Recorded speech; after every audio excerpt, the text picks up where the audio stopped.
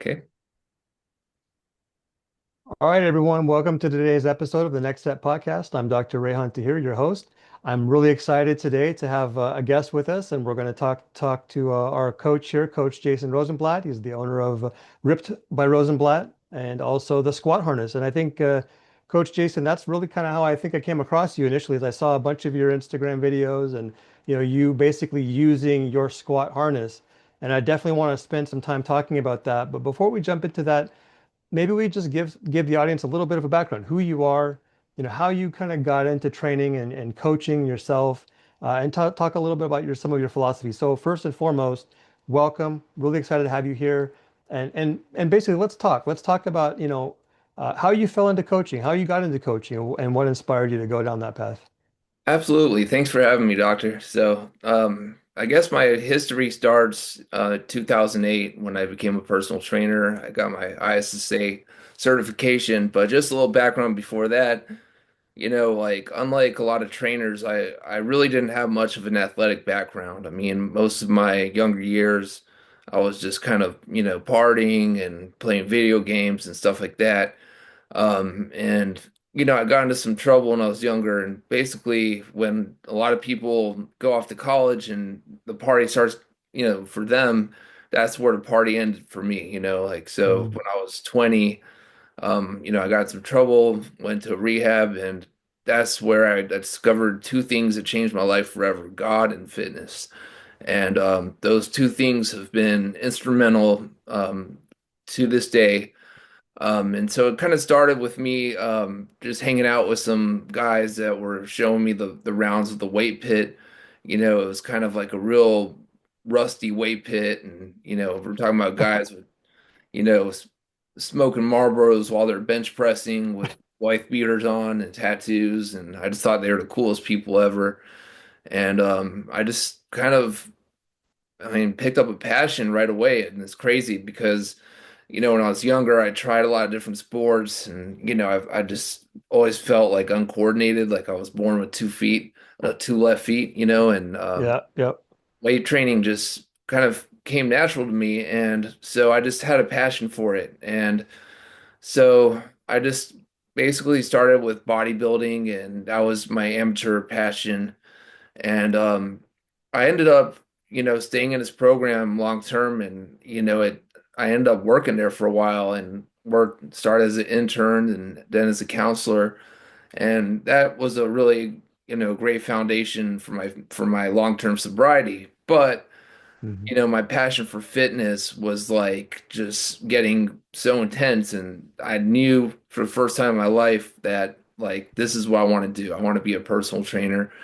I just knew it. And so what's interesting is before I finally got to that decision, I got in a bad car wreck in 2008. And this car wreck really set me back because, I didn't realize how much impact it had on me. Like I felt okay. I had a minor concussion, but like as far as, my back or my neck and everything, I didn't feel the impact until a week later. So I took a week off and then I went back to the gym, and I was just doing like a warm up for a deadlift. It was like 135, which for me was just like throw around weight.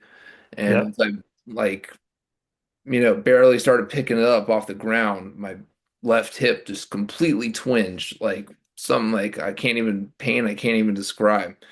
And I just knew that it was something serious. And so I went and got it checked out, and basically I tried every type of therapy that there was, with trying to avoid going to surgery, and nothing worked. I mean, I went to every type of chiropractor, acupuncture, I did traction, Hmm.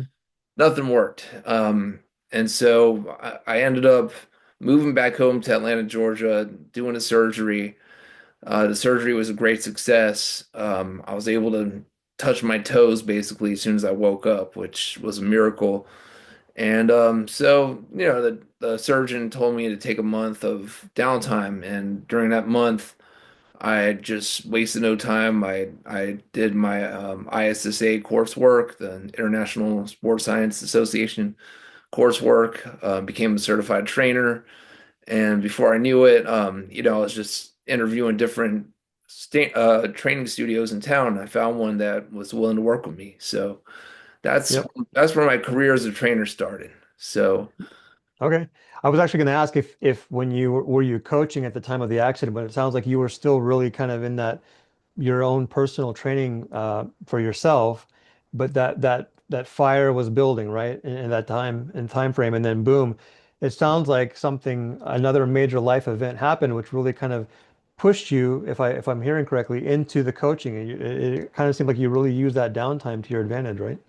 yeah, I looked at it as a sign that it was time to follow what my passion was because I already knew in my heart that that's what I wanted to do, but I just, I didn't have it in me to quit the job that I had, especially, like as coming from where I came from before. I mean, Hmm. it was kind of like an honor to have that, type of job without having to go through formal schooling, and that wasn't something I would be able to just walk back into. But the personal training, I knew in my heart that that's what I wanted to do. I just also work better with people on a one-on-one basis. I don't really do too Mm. great in large crowds. I kind of clam up. It's just, Yep. I'm an introvert, I admit it. And so the personal training, I was really fortunate to find a studio that was willing to work with me right out the gate. I guess they kind of recognized that, it was my passion and something that I was really driven by. And so luckily they actually were able to get me kind of rolling with some clients that they needed some help with. And over time, I acquired my own clients. So the relationship changed over the years where it started with me being like an hourly employee, and then I started just kind of doing my own marketing and bringing Mm. clients in. And it was a small space, so I was starting to feel a little bit claustrophobic as were my clients. If it was nice out, we would take a few kettlebells outside and just work outside. But my philosophy to answer your question was it was based off my experience of, being passionate about bodybuilding, but also being very mindful about injury prevention because I really Mm. had to relearn how to train after going through that surgery. I had to rethink a lot of things. For a long time, I had to lay off deadlifts and barbell squats and things of that nature and find other ways to, build that same kind of strength. And a lot of the clients I was getting, I noticed, were also, people that had various injuries or they're a little bit older and just had different mobility challenges.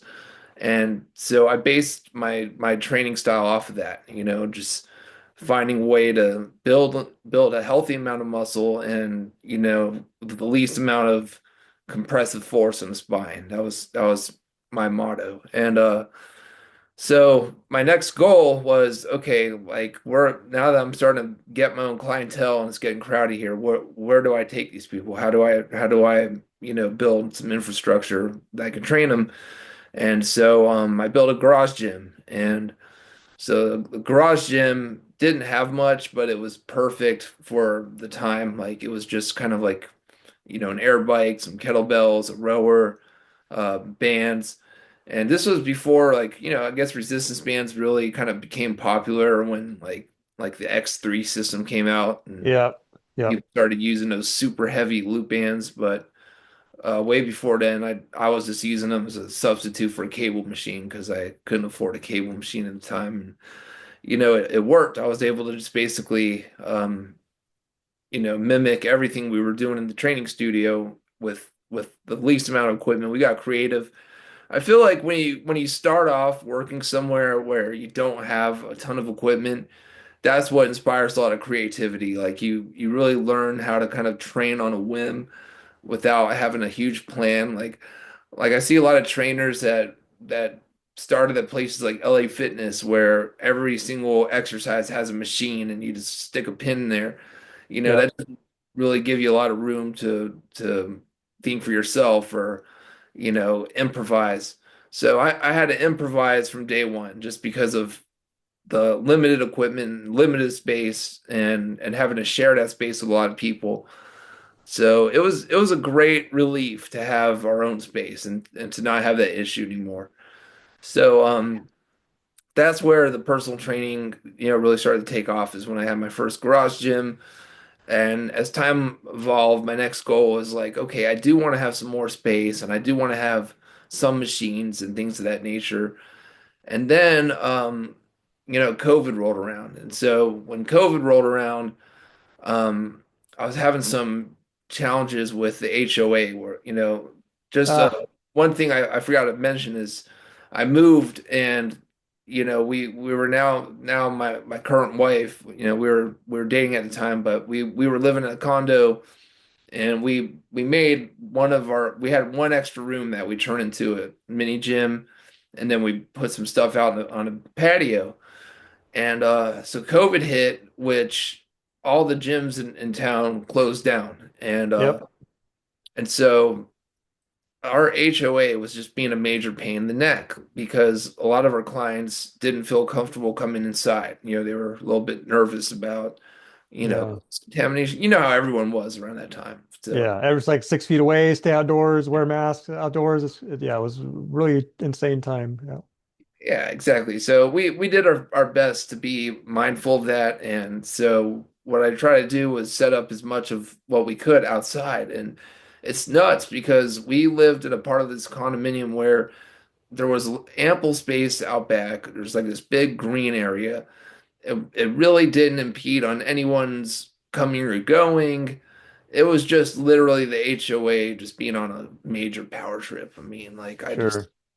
and they knew that like our livelihood depended on our ability to train. And they knew that there were no other gyms and they didn't care. So it's like they started leaving us nasty, threatening messages and stuff. So we started to panic. We're like, okay, we got to move out of here.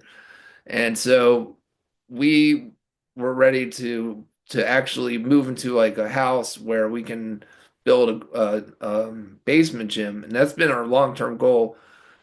But we were interviewing our neighbors first. We're like, okay, how do we make sure that wherever we move, we're not going to end up regretting it? And so we kind of lucked out. We found a foreclosed property and it had a basement and it needed some major patching up. I mean, major work. If I showed you before and after pictures, you'd be shocked, right? Yeah, But we really lucked out because our HOA is super cool. They basically live in our cul-de-sac and their motto is whatever we do in our homes is no one's business. They just don't want to see a bunch of traffic or anything that gets in the way with the exterior of the home. So yeah. I mean, those are reasonable requests, right? I mean, it's reasonable. yeah, I mean it seems yeah, straightforward. Like I can't imagine any reason why that shouldn't be agreeable, but funny enough, a lot of these neighborhoods had different policies. So this was really our dream come true. We managed to pull it off. And this was right around the time also where the product business began because Mm, we had a little extra downtime. So all through while I was training and stuff, I had these ideas, I had prototypes, and they were all inspired by the the clients I was training and the limited space and trying to find ways to get them to, get around things like barbell squats. Like some of my clients wouldn't want to do those anyways. They were intimidated by things like deadlifts or squats.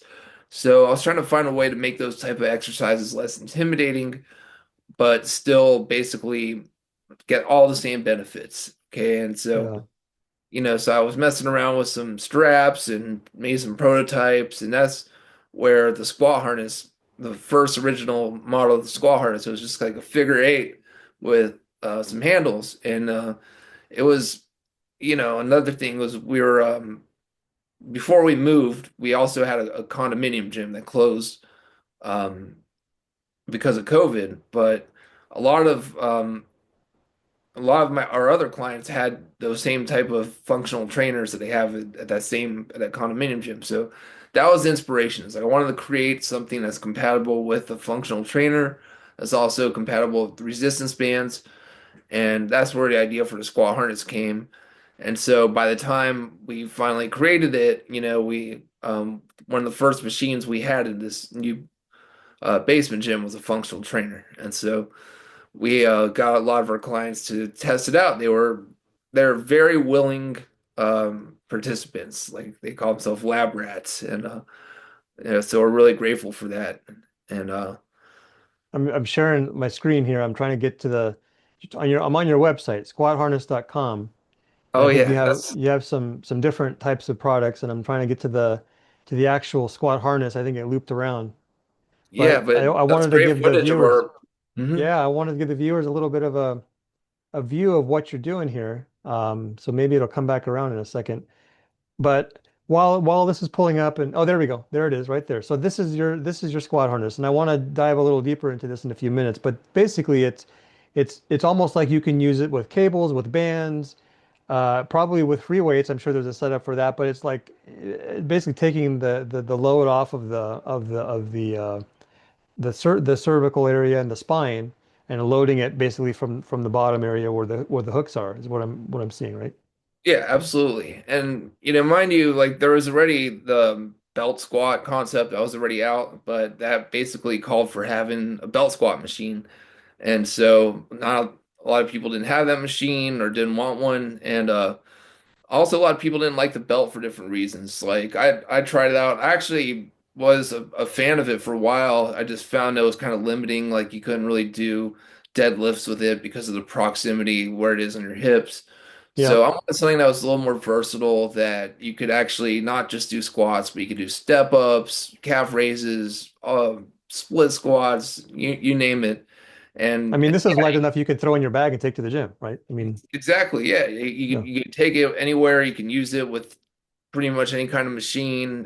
You can take it to the park and set it up with some bands. That was kind of the idea. And also, part of the idea is, maybe loading the spine isn't necessarily the worst thing. We just wanted a way to evenly distribute the weight. And if mm, your hands are free and you can kind of use them to guide your motion, then it takes a lot of the pressure off your back. sure, So, I definitely had a lot of hard critics in the beginning, like when I was showing my first promotional work, and I still do, they're like, well, why don't you just use a belt? Like, isn't that still putting, pressure on your back? But until you try it, you don't understand. Like, it really isn't anywhere close to the level of compression, like doing barbell yeah. squat. Because Well, and even then, I mean, I had a belt squat, and I loved my belt squat machine. It was great. I had one from Rogue Fitness and in my own home gym, and you get to a point where even the belts themselves, and I had tried different belts. I had the Rogue belt, I had the Spud Ink belt, but they actually do dig into the hips quite a bit as well, or pinch. So it's not completely free of comfort challenges for some populations, like older adults or people who aren't really super muscular. It can be uncomfortable. It can be awkward for them. yeah, that was definitely my chief complaint was that hip bone digging, Yeah, and I get it. They were very thick, sturdy belts, but I didn't like that feeling personally. And I also found that the carryover wasn't the same because, it's mostly building your quad. So like if you can stack a bunch of plates on the belt squat machine, and it's kind of like the leg press. Like it doesn't necessarily mean that you could take that strength and turn it into a stronger barbell squat. Whereas I do feel like the carryover with the squat harness is very transferable because the muscle bounce is the same. You're still strengthening your posterior chain, your glutes, mm, hamstrings, and just as much as your quads are all coming into play with it, and so that's the beauty of it. And so the user has their choice. If they need a little more assistance, they can hold on, or if they want more of a free squat feeling, they can use the handles here.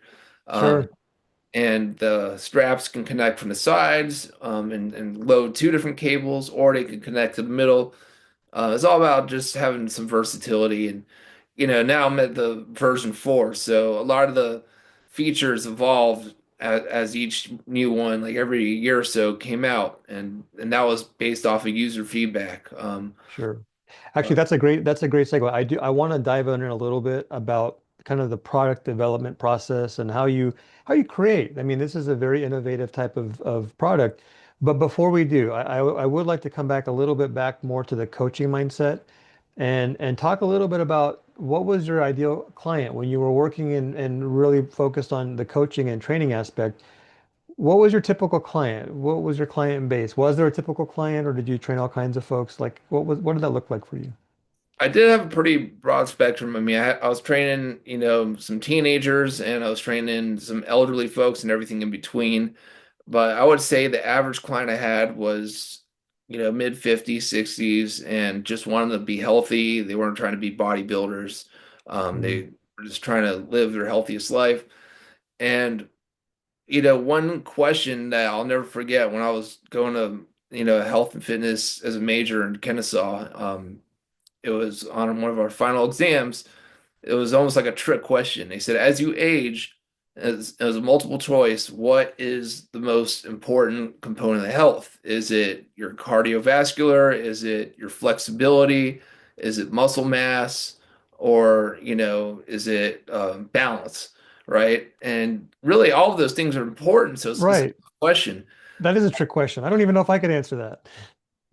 Right? But I went with muscle mass and I was right. And I'll never forget that. And the reason Yeah. is that's what protects you if you're going to fall. Yeah. And so that really kind of stuck to me as my motto that, like a lot of people kind of bicker and argue about what is functional strength compared to like beach muscle or this and that. All muscle is functional muscle. Okay. Every single, whether it's your biceps or, your TFL, which no one even sees if it gets stronger. You know what I mean? Like Yep. every single muscle in your body is functional because it plays a pivotal role in making you more resilient and making you more balanced. And if, God forbid, you were to take a fall as you age, you got that much more protection. Yeah. So, and then I I also think found, that's, oh, sorry, go ahead. sorry, go ahead.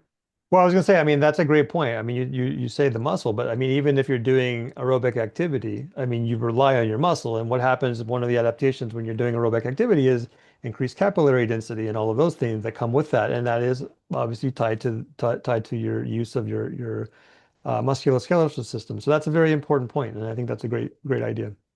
Yeah, absolutely. And another part of it too was, a lot of people had part of their goals to shed body fat. I went from, having like a little bit of, baby fat I had to shed off, and I was never really heavy into cardio. One of the first things I noticed about my own transformation when I started getting into weight training is any little bit of baby fat I still had just kind of shed off. So I learned really quickly in the game that you really don't have to do a lot of cardio if you're building muscle because that's going to boost your metabolism. And I became a big believer in that. And that was not so easy to sell to my female clients because a lot of them were scared of like, well, am I going to bulk Mhm. up? I'm like, I mean, you'd have to try really hard and you're lucky if you do. I mean, it's Yeah, not, I try as hard as I can and it doesn't happen overnight. So I guarantee it's not going to happen by accident, but building lean muscle which isn't always visible right away, yeah, it's going to build your metabolism and you're going to be a lot more resilient than just going against the treadmill and, burning off whatever you eat. It's just kind of like a yeah. two-minute cycle. Um, I will and say this though, I think I'm seeing a shift. I don't know if you're seeing the same, but a shift in the way that a lot of women are viewing strength training specifically. I think that's now becoming synonymous with being strong, both mentally and physically. And I think that that's attracting a lot of folks of all different ages. I mean, my dissertation research, a lot of the folks that were there, whether they exercise or not, all of my participants were women, older adults, and all of them had a positive view of strength training. The difference was that they basically all had the shared experience of this was not encouraged when we were growing up, for women specifically. For the guys, for the boys in school playing sports, sure, that was expected of them to be out there, working out and exercising and lifting weights. But for the girls and for the young adults, the young women, that was not expected or was not encouraged in that generation. you're absolutely right because now that I think about it, it was more early on where those were concerns I would get when I was first signing on some of my women clients. They would, like, I want to bulk up. I tell them not to worry.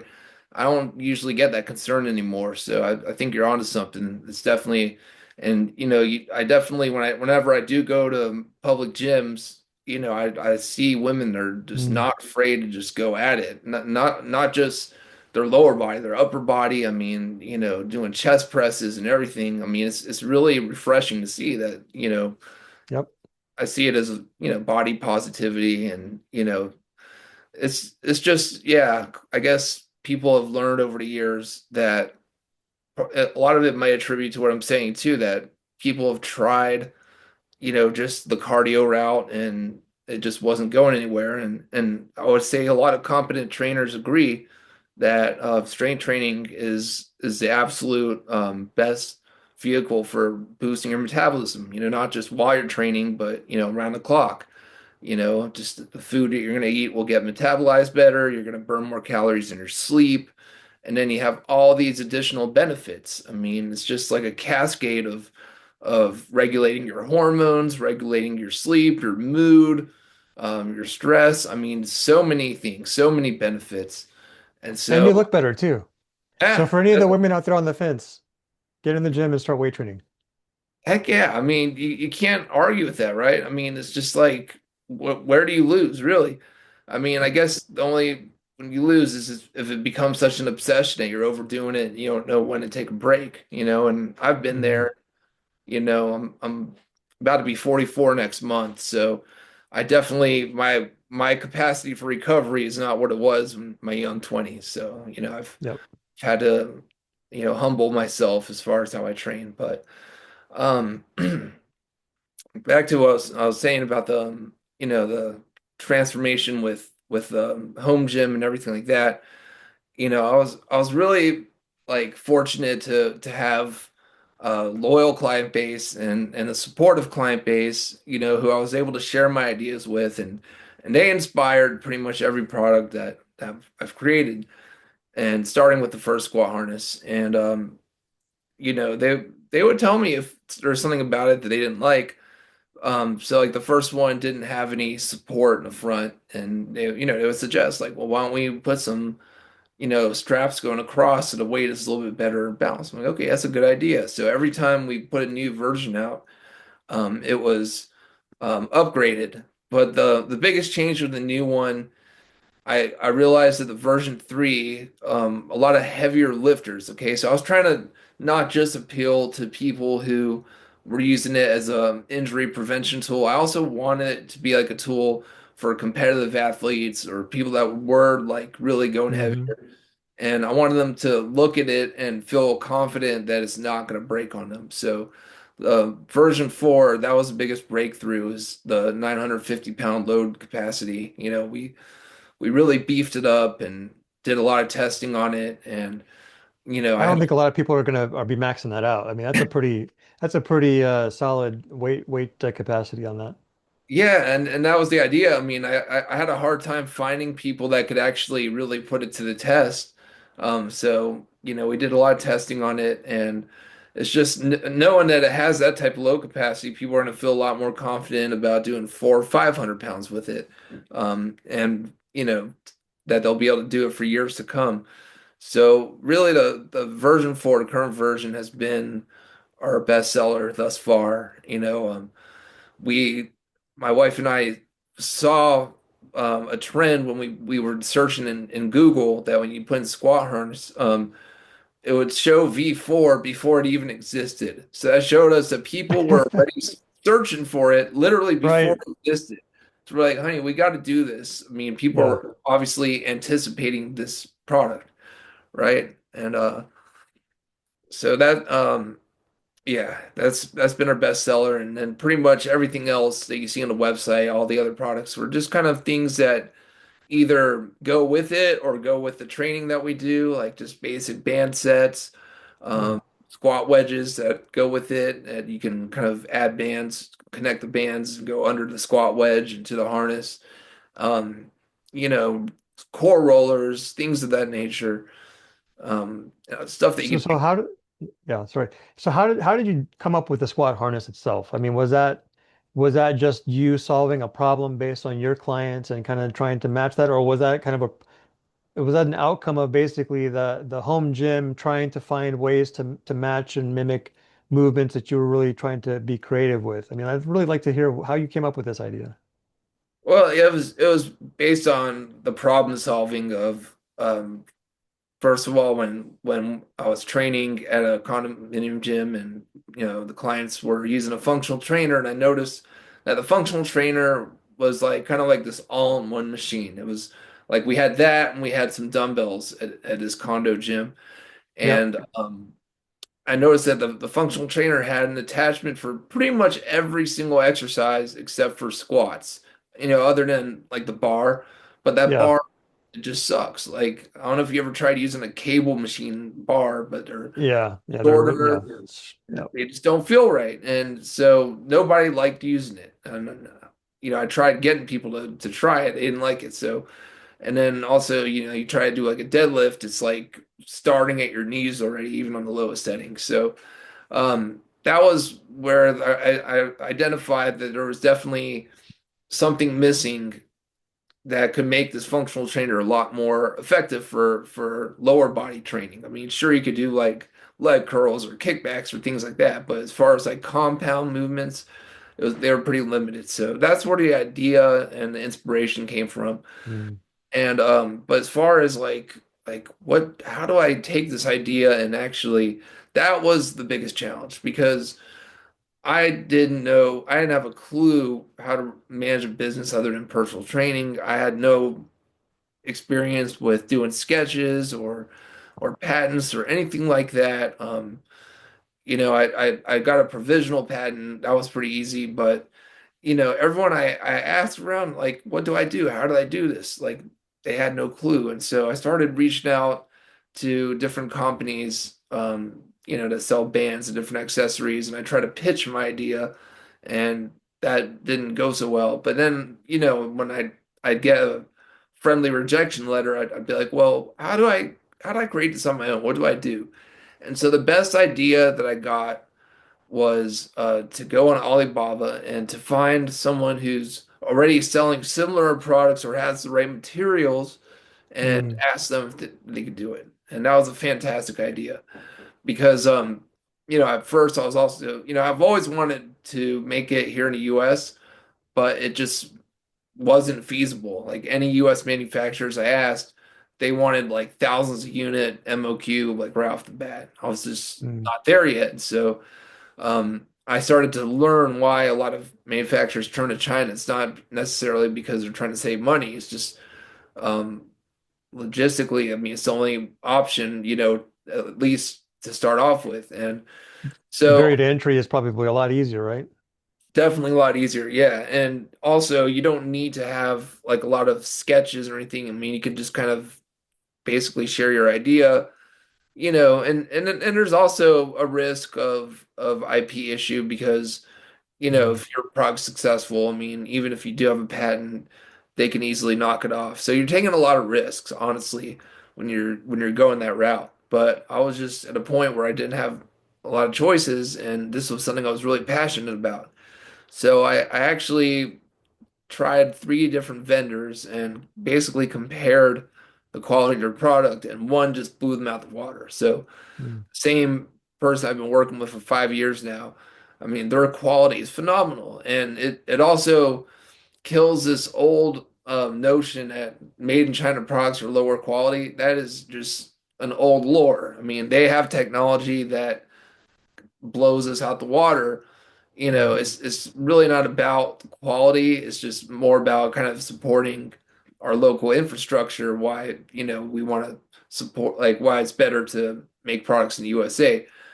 Um, and I'll get to that next because that's something that is, a possibility in the near future that I will start having these made in the US.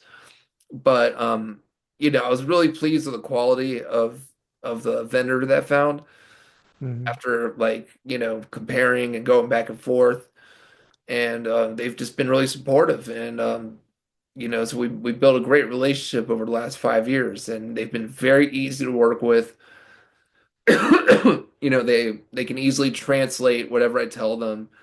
And like I didn't have to have like here when I talk to manufacturers, like, do you have a tech pack? Do you have like Yeah. what is that? Like I feel clueless, right? Because Right. I've never done anything like that. I'm not, I'm not an Oh, and engineer. I mean, I'm not a supply chain expert. I'm not going to claim to be, but I think I have heard of some companies who claim to be made in the USA and they're really just providing like one or two components of their product made in the USA. The rest of it is still outsourced. And maybe I Yeah, don't know how much truth is there is in that, but that's not doesn't seem out of the realm of possibility to me. no, and it's actually against the law because I looked into it that to claim that something's made in the USA, Ah, okay. like I say it's a harness, like at least 85% of it or so has to be Got like it. you could have like maybe 15, 10 or 15%, materials that came from another country, but at least 85% of the materials and the actual manufacturing has to be in the US. So what Makes a lot of sense. people Yep. do is they say assembled in the USA or prepared in the US. They try to find words that kind of get around that, but you already know what it is. Like Yeah. most people are sourcing their products overseas, and and I understand why. I mean, it's not it's not because it's like all about saving money. It's just not that easy if you're a small business to find a manufacturer that's willing to work with you here in the US. I mean, if you do Yep. feel lucky enough to find one, they just have demands because to stop what they're already doing, like they're already manufacturing at such a large capacity, it's actually like they're losing money to stop what they're doing and try to learn their product and just to do it Mhm. for 100 or 200 units at a time. So, um, but I haven't given up on that dream. I mean, my ultimate dream has been to make all my products here in the US. And so as we speak, I'm still talking to different manufacturers here in the US. And that might not be far from a future possibility. I just don't want to, what's the word, count my chickens before they hatch. Sure. Yeah, makes sense. Well, this is a great segue because really what I want to hear now is what does the future hold for you? I mean, are you still coaching? Is that still a part of your life or is it more on the product side? Like what does that look like for you and for your aspirations as far as the fitness side? Yeah, I mean, we're still coaching. My wife's also a personal trainer, and Mm, when we started dating, I basically showed her the ropes, and now she's been doing it for 5 years. And so she's an instrumental part of the business because I could really focus on the products. And if things get really hectic, she can pick up um, some of my client hours and they don't mind, working with her and vice versa. Sometimes I'll help her out. But it's just a natural progression that as this business has grown, naturally I've done less marketing for the personal training. And so my client load has dwindled down. I mean, I still have some of the same people I've been training for several years now, like they're my steady base. I'm just not taking mm, as many new clients. It's not that I'm not willing to take them on. It's just that I'm not out there really marketing as aggressively as I used to. It's just kind of like if they come, I'll train them. So I couldn't imagine not training. I mean, it was just, what do I do with my time? I mean, it's really what I'm most passionate about doing. yeah. I don't have the same physical stamina that I did, when I first started 16 years ago. And not only that, but a lot of my injuries have been kind of like recurring. So I've had a lot of chronic pain I deal with, neck pain. Mm, Sometimes I have to wear a neck brace and like days that are just super like heavy or like on my feet for several hours, I pay for it. So yeah, my physical limitations have kind of gotten in the way of being able to work on my feet all day long. yeah. So I would say right now I have a healthy balance of training my clients, and having the rest of the day to focus on, taking stuff to the post office and, taking my dog for a walk, spending time with the wife and that sort of. Yep. I think a lot of people don't really understand. I think we can speak for a lot of personal trainers and coaches out there. I mean, it's the days start early when you're doing in-person clients. You're training people at sometimes 4, 5 in the morning, obviously. You might get a break throughout the day, but then you're training clients again in the evening, and there's a lot of on your feet time, a lot of physical activity time with demonstrating exercises and having to be a lot more hands-on. I don't think people realize the level of physical activity that it requires for a trainer to really be hands-on with clients. It does take a lot out of you. So, yeah, I can definitely relate and understand why that would be difficult over time. Absolutely, because at the time, you don't really think about it. Like you're just energized and you want to show them. You end up doing a lot of the exercises with them, especially kettlebell stuff, because like it's Yep. fun. Like, if there's no better way to show them proper form than doing it with them.